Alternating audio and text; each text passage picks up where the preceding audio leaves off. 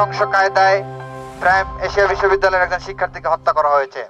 আপনারা যদি সেই ক্ষতগুলো পরীক্ষা করেন তাহলে দেখতে পাবেন যে লোকটি ছুরি মেরেছে সে ওয়েল ট্রেন্ড। আপনি আঘাতটা লক্ষ্য করলে দেখতে পাবেন যে এক আঘাতেই কিন্তু তার মৃত্যু হয়েছে।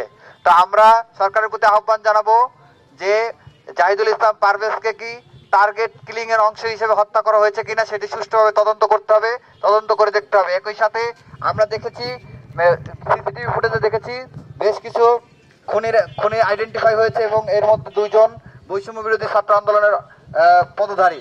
আমরা আজকের এই প্রোগ্রাম থেকে এখান থেকে দাবি জানাতে চাই, আপনারা দেখেছেন যখন জুলাই আন্দোলন হয়েছিল, বৈষম্য বিরোধী ছাত্র আন্দোলন ব্যানার গড়ে উঠেছিল, তখন আমাদের কমিটমেন্ট ছিল আমাদের আন্দোলন যখন সফল হবে আমরা সেন্ট্রাল লাইব্রেরির সামনে এসে বৈষম্য বিরোধী ছাত্র আন্দোলন প্ল্যাটফর্ম বিলুপ্তি ঘোষণা করব।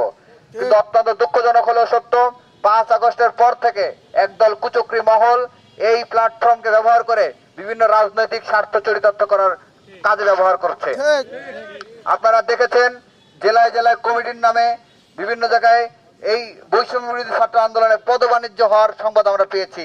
আপনারা দেখেছেন এখানে পদধারীরা তারা বিভিন্ন জায়গায় চাঁদাবাজি টেন্ডারবাজিতে জড়িত হয়েছে। আমরা অত্যন্ত দুঃখের সাথে এবং ভগ্ন হৃদয়ে লক্ষ্য করছি যে এই প্ল্যাটফর্মটি 2000-এর অধিক শহীদের রক্তের উপর দাঁড়িয়ে আছে, যে এই প্ল্যাটফর্মটি 31,000-এরও বেশি আহত এবং পঙ্গুত্ব বরণকারী ভাইদের রক্তের উপর দাঁড়িয়ে আছে। সেই প্ল্যাটফর্মটি আমাদের সকলের পবিত্র আমানত। কিন্তু অত্যন্ত দুঃখজনক কতিপয় ব্যক্তিবর্গ এই প্ল্যাটফর্মকে ব্যবহার করে নিজেদের রাজনৈতিক স্বার্থ চরিতার্থ করছে। আমরা আজকে এই প্রোগ্রাম থেকে দাবি জানাবো, কাল বিলম্ব না করে এই প্ল্যাটফর্মটিকে আর বিতর্কিত করবেন না।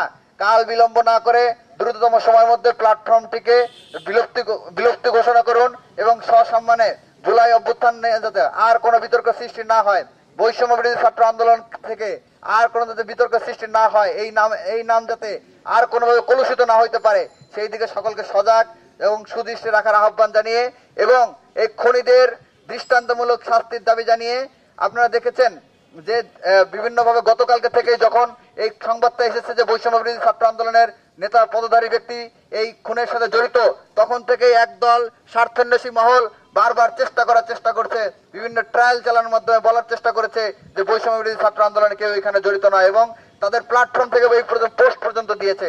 কিন্তু পরবর্তীতে আমরা কিন্তু সংবাদ মাধ্যমে দেখেছি বৈষম্য বিরোধী ছাত্র আন্দোলনের 2 জন এটার সাথে জড়িত ছিলেন।